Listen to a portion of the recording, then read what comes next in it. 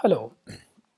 In this second part of this lecture 6b, we will be talking about multiple linear regression. Previously, we discussed simple linear regression, and just to recall your memory, the linear regression or the model for linear regression was written in this form when y, which was a response variable, and x, which was the predictor or explanatory variable, had a relationship between one another, and that relationship was defined through this function f, right? So that was the general idea of writing any mathematical model, and the whole task now, the whole challenging task is to identify this f, right? And we said that, okay, this linear regression will be called as linear if we have only one predictor, one response, and the relationship between those two guys, or is in a way that the maximum power of this mathematical equation is for the variable is 1. It is called simple linear when we have only one x and one y. It is multiple when we have many x but one y. It is multivariate when we have many y and many x. So you need to remember these couple of these things. They are not too difficult to remember, I guess. And then these type of questions we can ask when we run some kind of regression, some kind of regression analysis, whatever they may be, like linear or multiple, whatever they may be. But these type of questions can be answered through this linear regression. Now, if you remember in our the previous part, we finished our lecture at fitting the response, the sales, by considering budgets or advertisement budget from TV, radio, and a newspaper. So we finished the whole regression to be a multiple regression, right? Now, in some linear regression, in a simple linear regression, in order to determine whether there is a relationship between the response and the predictor, we simply check for beta equal to 0. Because in a simple linear regression, we have only one beta. But in a multiple linear regression, we have lots of betas. The number of beta is equal to the number of variables used in a linear regression, the number of predictors used in a linear regression. So like in a previous example, we had 3 variables, TV, radio, and newspaper. So there were 3 betas attached to that linear regression. And we wanted to know, do we need them or not, right? Do we need, well, or do all the linear coefficients are 0 or not? And the alternative is at least one of them is non-zero, right? They can be 0, 1 can be 0, 2 can be 0, but at least one is not 0. But others can be. This is the general phenomenon, alternative hypothesis we make. Among the 3, 2 can be 0, but of course not all 3 can be 0. Otherwise, there is no point of running multiple regression. We could only resort to simple linear regression otherwise. So there is a way to test this, and the hypothesis testing is performed by computing the F test. So this is the F test. Again, you don't need to remember these formulas. SPSS will do the job for you, but that's how we calculate this hypothesis. We can test this hypothesis. And again, if there is no relationship between response and predictors, one would expect the F statistics to have a value closer to 1, right? So it means the difference between total sum of square and residual sum of square, and also the residual sum of square, somehow they are equal, they are close to one another, right?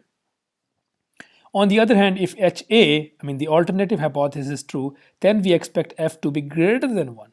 So if the F value is close to 1, it means that there is no relationship between response and predictors. But if this value of F is going away from 1, it indicates that yes, there is some relationship between response and predictors. So now here, for the advertising data with multiple regression, when we have radio, TV, and newspaper all together in our regression, so these are the values we got. So residual standard error is 1.69, R square is 0.89897, and F statistics is 570, right? Now let's look into those values in detail. So if you remember, what was the residual standard error when we only run TV with response? Remember that value? That value was 3.26, And I told you that that value should be small because I don't want deviation from my trend line, from my regression line. And now by including newspaper and radio into my regression, yes, this value has decreased, right? It dropped from 3.26 to 1.69. And r square, which was the coefficient of determination, and it was in my previous example of regression with simple linear regression, it was something around 61%, right? But now it's around 90%, 89.7%, a big improvement, right? And f statistics is much away, is much further from 1. It's way beyond the value of 1, right? The judgment criteria was 1, remember that. It means we do need all those predictors. Now my regression model has improved a lot. Now the r square tells me that the regression can explain to me 89% of the total variation, which is a huge success. Before it was 69.1, 61 point something, 61.2, I guess. You can look back in the previous lecture note. Yeah, so we see that by adding radio and newspaper together with TV in a regression did improve our results. Now, here arises few more concerns on the value achieved from the F statistics, such as what if the F statistics had been closer to 1? What if that this value is not 570 but 1, for instance? Or how large does the F statistics need to be in order to reject H0 and conclude that there is a relationship? Do we know? Do we have a criteria? We say that, okay, close to 1 or beyond 1. But how close to 1 or how far from 1? We don't know those answers. It's abstract, right? But their answer depends on the value of n and p. Well, n means the number of samples or number of observations in the data, and p means the number of predictors in your regression. For example, in this example, in this last regression which we are discussing right now, we have 3 predictors: TV, newspaper, and radio. It means p is equal to 3, right? So when f is large, an f statistics that is just a little larger than 1 might provide evidence against H0, right? In contrast, a larger f statistic is needed to reject H0 if n is small. So if n is big, then of course little larger can do the job for us. But if n is small, then we need a larger f value. To make this assessment easy, but yeah, so far we know that, okay, if n is large, then we need little larger value from 1 for f. If n is small, then we need more larger value for n. So there arises some few more questions, like how large is n and how small is n, and also how little larger than 1 or how big larger than 1 for f statistics. So again, some confusion is still over here, and confusions are there, and also like we are still in an abstract atmosphere. So what should we do? Well, to make this assessment easy, one should go for evaluating p-value instead, right?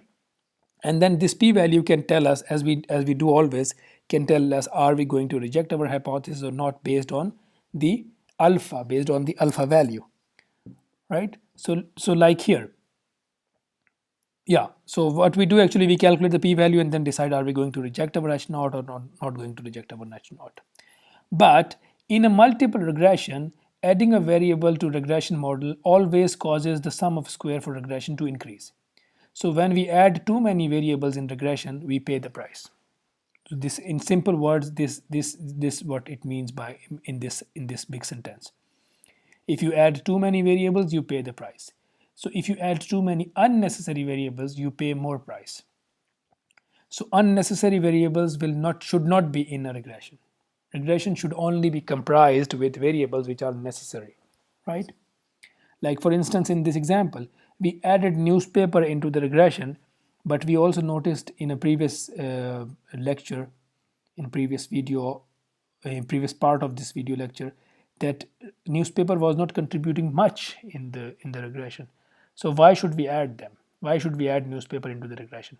Why should we add those variables which are not contributing much in the regression, right? So adding an unimportant variable to the model can actually increase the error sum of square. Well, in simple language, it increases the error. Increases the variation among error, right? Thereby decreasing the usefulness of the model, and that's why the usefulness of model decreases when you add unimportant variables into the regression, right? So your regression should always have variables which are important to you. Otherwise, this will increase variation among error, and also this will decrease the usefulness of the model, in simple word. So what do? We pick some subset of predictors from our regression, and then we check, are they equal to 0 or not, right? So I'm not going to to check all the predictors, rather I'm going to check Q subset of predictors. I had total P predictors and I wanted to pick only Q of them. Of course, Q is less than P, right? I'm talking in a general language because we do not deal with 3 regressors in reality, or 3 predictors in reality. We deal with lots of predictors in reality. So here, for convenience, variables chosen for omission are put at the end of the list. So what we do actually in this case, we calculate the F statistics attained from this model. This new model is the sum of square of that particular model, this RSS naught. And by the way, this RSS naught is the sum of square of model where we only add those Q predictors in the regression, not all the predictors in the regression. And then this RSS only is the total is from the total regression when all the P predictors were used. So remember that the RSS naught is the value of sum of square when only Q predictors were used in a model, right? You will see this in the next slide. So hopefully this will help you to understand. And RSS is the total sum of square of a model when you have all the predictors in a model. So like here, for example, there are 5 predictors, and if one is interested in investigating the contribution of variables 4 and 5, there are 5 predictors, x1, x2, x3, x4 and x5. But I want to know the contribution of variables x4 and x5. I don't care about x1, x2 and x3. Maybe I know about them from my prior knowledge, right? So I don't care about them now. I only care about x4 and x5. How can I test them? So my hypothesis is that beta 4 is equal to beta 5 is equal to 0. This is my null hypothesis. So now the full model will be what? All the predictors, beta 1 x1, beta 2 x2, beta 3 x3, beta 4 x4, beta 5 x5, because I had 5 predictors in my regression. So this is my full model, right? This guy is my full model. And in the reduced model, this is very important. In the reduced model, I will not use predictors which I am going to assess. I wanted to assess importance of variable 4 and x4 and x5. So in the reduced model, I will not use them. I will use the rest, like x1, x2 and x3, right? So in the reduced model, again, it's very important. In the reduced model, do not include predictors which you are aiming to investigate. I aim to investigate the importance of beta 4 and beta 5. So do not include those variables in the reduced model. So now there is a full model which includes all of the variables, and in the reduced model, I only consider those which I am not interested in. I'm not interested in 1, 2 and 3. So only include them, right? And this reduced model will give you this value RSS naught, and this full model will give you the value RSS. And once you get those values, you can plug in values over here in F, and then based on P values, you can decide those, are you going to reject your null hypothesis or are you going to accept your null hypothesis, right? Not too complicated. Just think about that whenever you are going to investigate contribution of some variables, do not include them in your reduced model, and then compare the reduced model and the full model.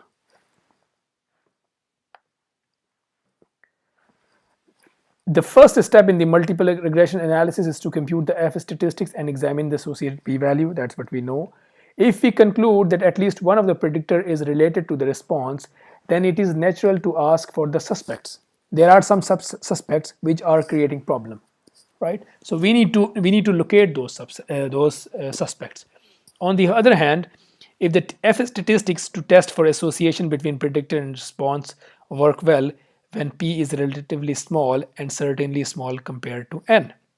Therefore, looking at individual p-value for large variables may likely lead to false discoveries because you have lots of p predictors, right?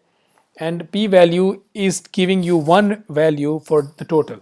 For instance, one p-value is somehow indicating you the behavior of total set of variables. But since you have lots of variables, that single p-value can be misleading.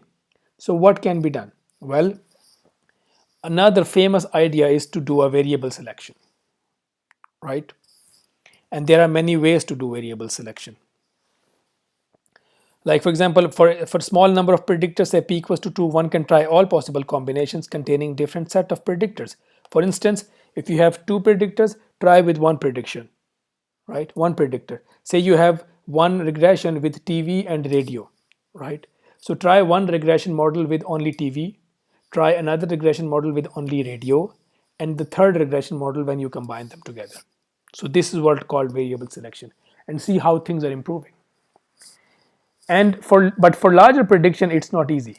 For larger predictor, it's not easy to try each variable one by one and then combining in 2 and then 3s and then 4s and then up to 30, because say I have 30 predictors in my regression.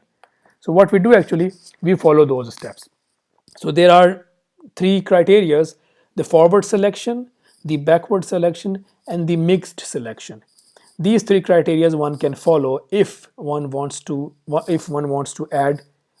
investigate predictors, so to say, in a variable selection form, right?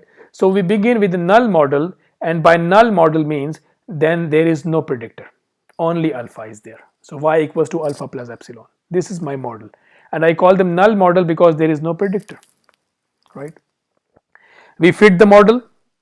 We fit p simple regression model. By simple linear regression means p individual, you choose one variable at once, right?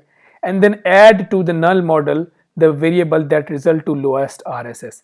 So you calculate your null model, and then you calculate your p simple linear regression models. So there are lots of simple linear regression models, and then you pick one model among all the p simple linear regressions which has the lowest RSS, right? And then add to that model a variable with lowest RSS after running 2 variable multiple regression models, right? You understand? You have a null model when alpha equals to say y equals to alpha plus epsilon, and then you run all the simple linear regression with one variable at once, and then you calculate their RSS values. Once you notice that there is one RSS value which is the lowest among them, pick that variable and add it to your null model. So now your null model will be y equals to alpha plus that model which has the lowest RSS plus epsilon, right? Now run the 2 variable regression, all the combinations of 2 variable regression, not one variable, like a multiple regression, and then do the same. Locate which of the 2 variable multiple regression has lowest RSS, and then just pick that pair and add it to your null plus the linear model with the lowest RSS, and you keep doing this until you are done with all the combinations. So this is called the forward selection.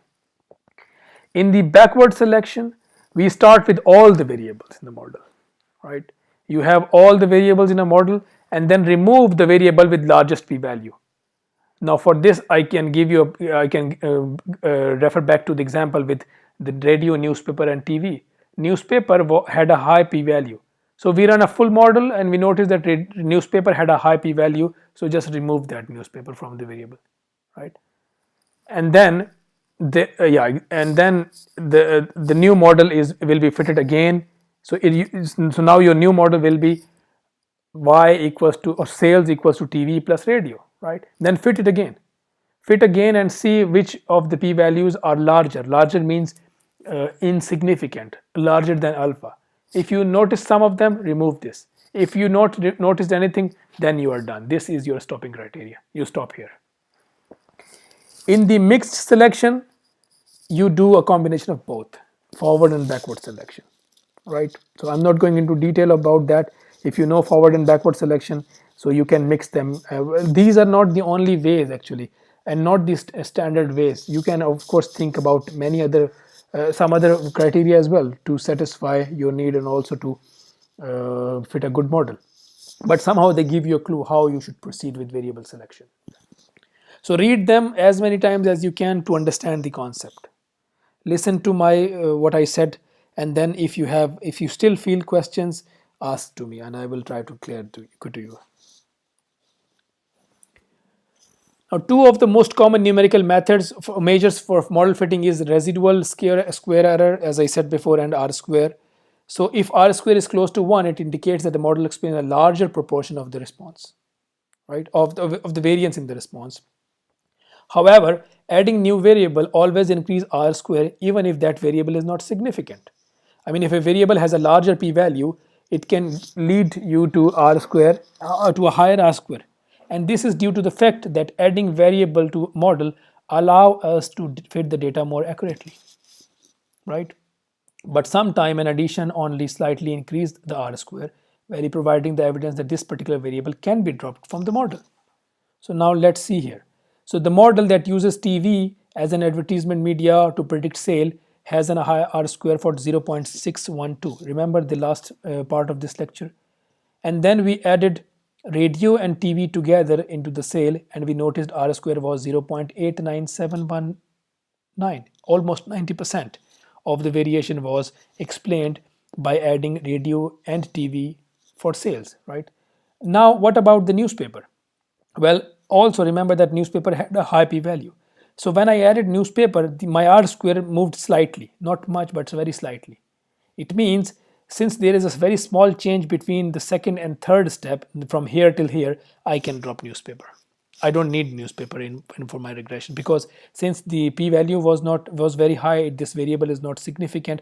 And also, if you remember the first scatter plot we saw in the beginning of this linear regression lecture, that newspaper and sales, the relationship was very strange, was not very obvious actually.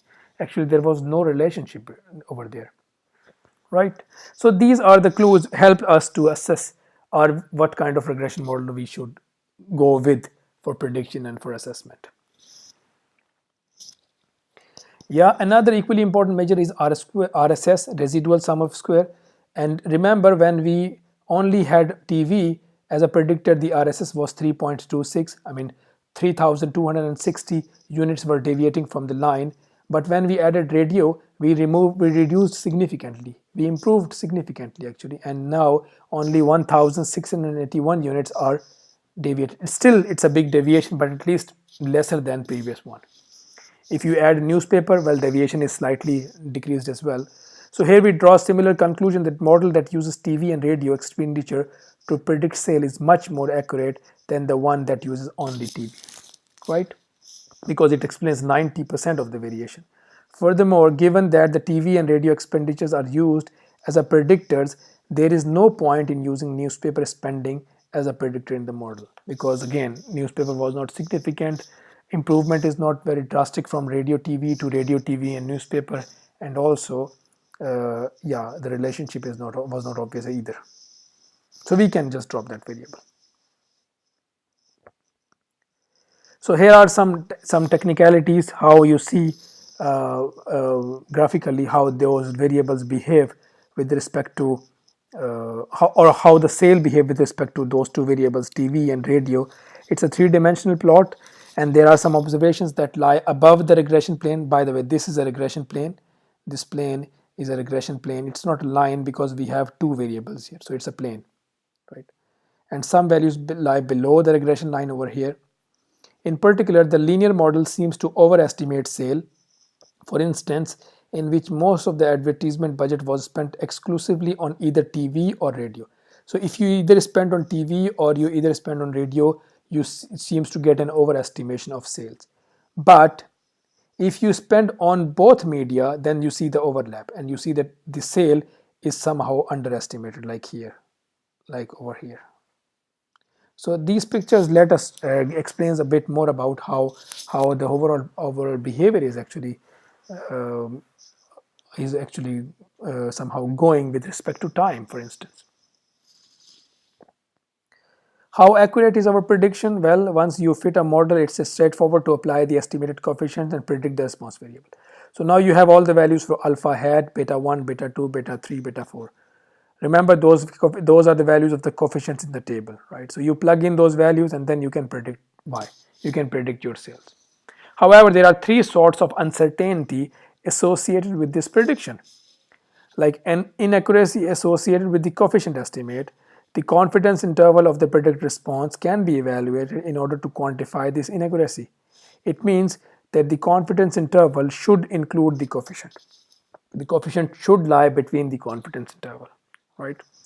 Model bias, right? If we say that okay, there is a linear relationship, and that's why we use linear model, but sometimes the relationship is not linear, and that's why we do a model bias. We somehow imposing a restriction of model being linear, which is not linear in reality. So if we do so, we come across with model biases. An uncertainty due to randomness in error. If we know true estimates, the response cannot be predicted perfectly due to the random error in the model, and this is irreducible. We can't reduce it, right? So the only way is to have a good number of variables, good necessary or important set of variables which can help us somehow to predict the response accurately, or somehow they can give us a high R-square value, for instance. Yeah, there are a couple of other things, like linear regression provides interpretable results and works reasonably well on many real-world problems. However, it makes few highly restrictive assumptions which are often violated in practice. For instance, additivity. You say that all the predictors are linear, and you use an additive sign like alpha plus beta 1 x1 plus beta 2 x2, but they may not be true in reality, right? And in reality, you may notice something called interaction effect, for instance. And this interaction effect means that two variables are interacting with one another. So if you notice something, or if we have some information about interaction effect or synergy, then we should add them into our model, right? Linearity, it said that response is linear function of predictors, but as I said, sometimes they do not have a linear function, or they do not behave like a linear function. Yeah, so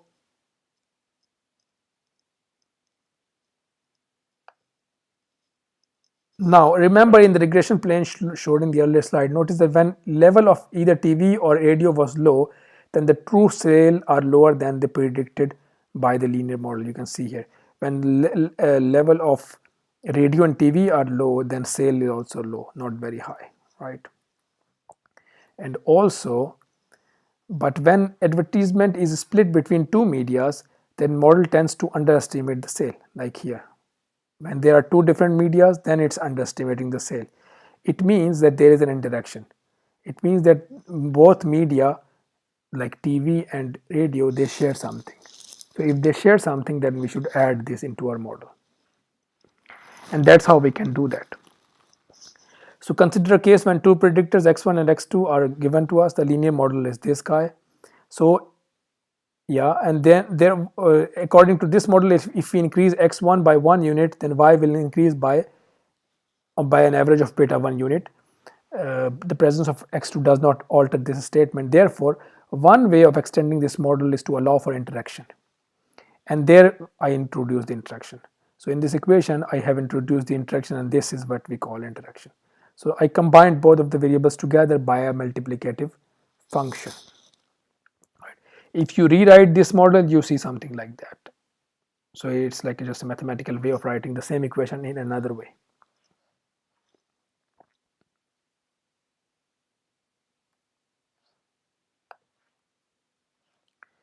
Like here, consider example. Suppose that we are interested in studying the production of a factory.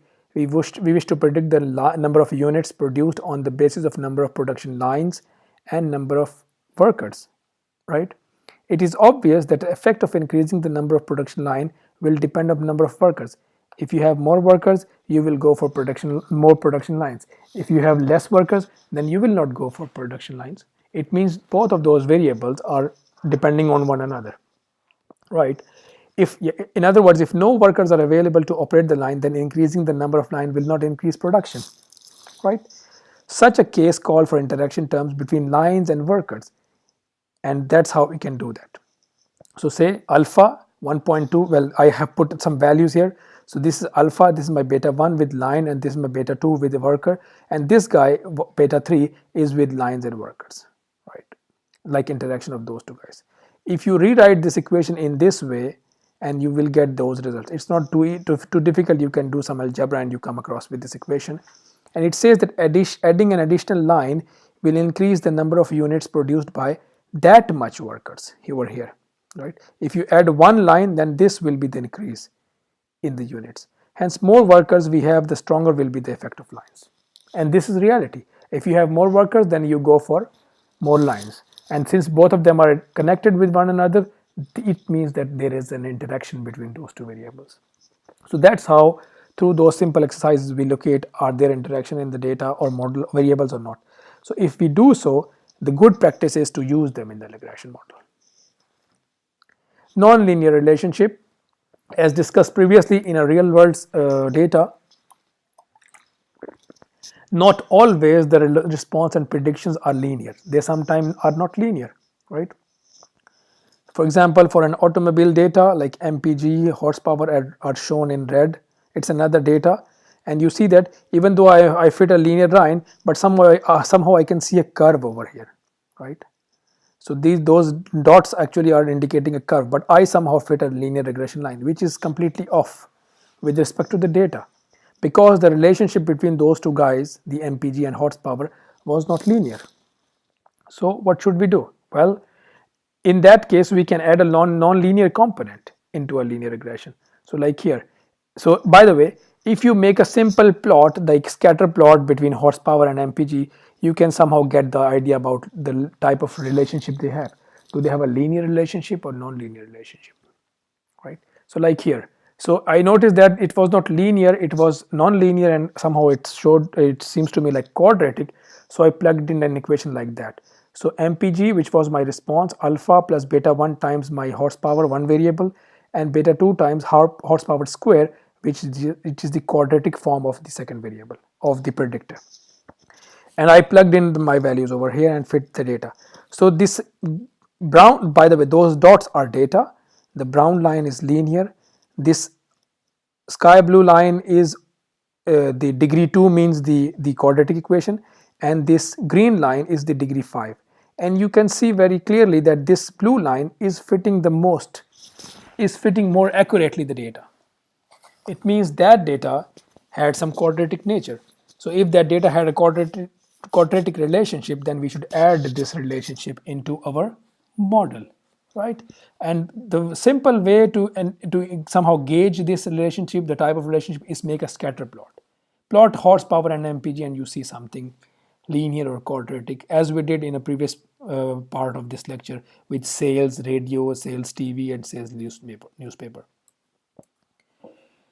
Collinearity is another phenomena which is very important, and collinearity refers to a situation in which two or more predicted variables, like predictor variables, are correlated. Remember, when we were talking about linear regression, we said that all the x variables should be independent, but in reality they are not. So if they are not independent, or they share something, or they depend on one another, it means there is a collinearity between or among the predicted variables, right? And this poses a serious problem in regression, right?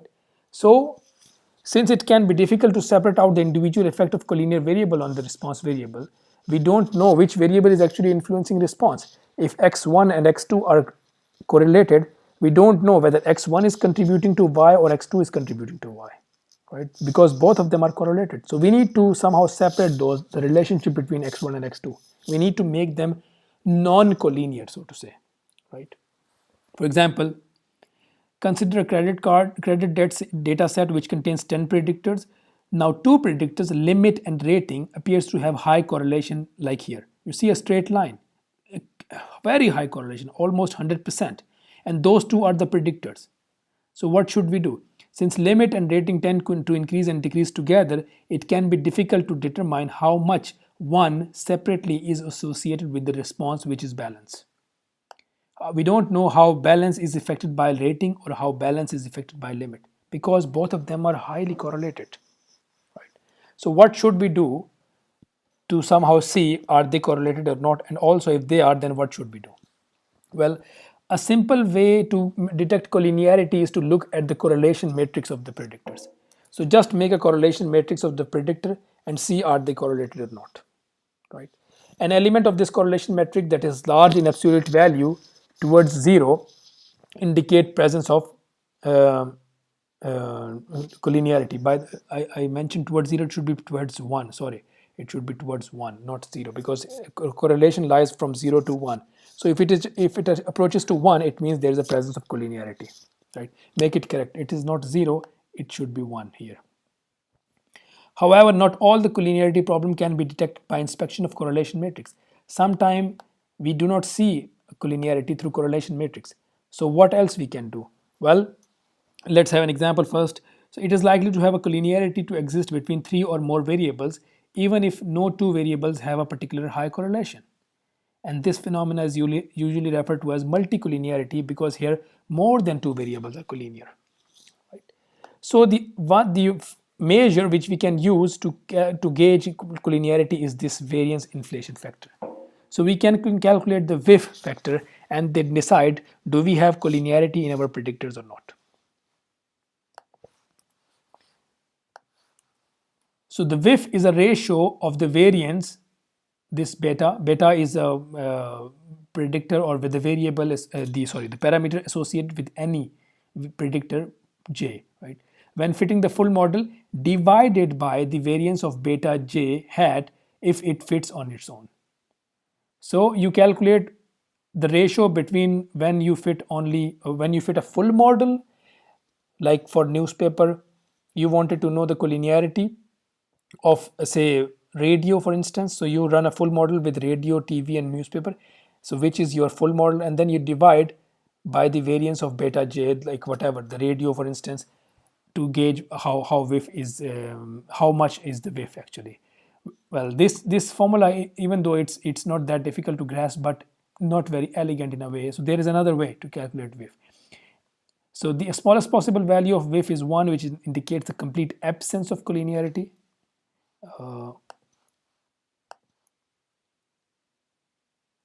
Yeah, and if a VIF exceeds between 5 and 10, it means that there is a collinearity.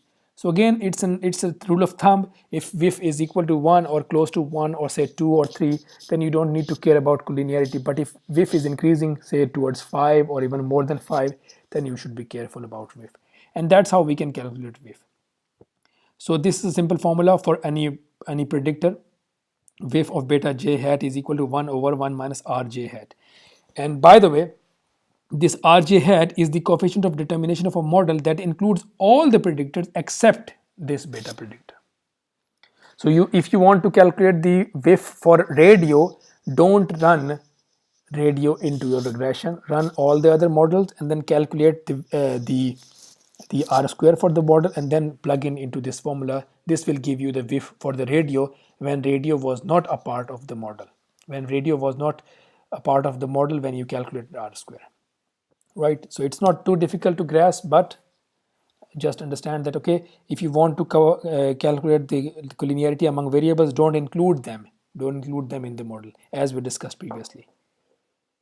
If r square is close to 1, then collinearity is present, so VIF will be large. So if this guy is 1, it means this whole guy will be much bigger, right?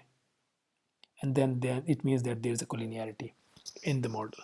So if there is a collinearity in the model, we haven't discussed what should we do, but there are other measures which we have to take care, or we have to take in order to run a regression if there is a collinearity. I am not going into detail about that because otherwise it will be hard for us to focus on the contents of this course. But if you are interested in, you can Google it and find. By the way, we will learn some of the concepts in the next week lectures. They are also associated with controlling the collinearity factor. Yeah, so just read the notes and also listen to those two lectures about linear and multiple regressions. I don't think they are too difficult to do. And this third assignment will completely take care about those phenomena. So just spend as much time as you can on understanding this concept. The deadline for the third assignment is Wednesday midnight. So that and by the way, try to follow the deadline so that I am able to look into your assignments on Thursday before the seminar on Friday. Thank you very much.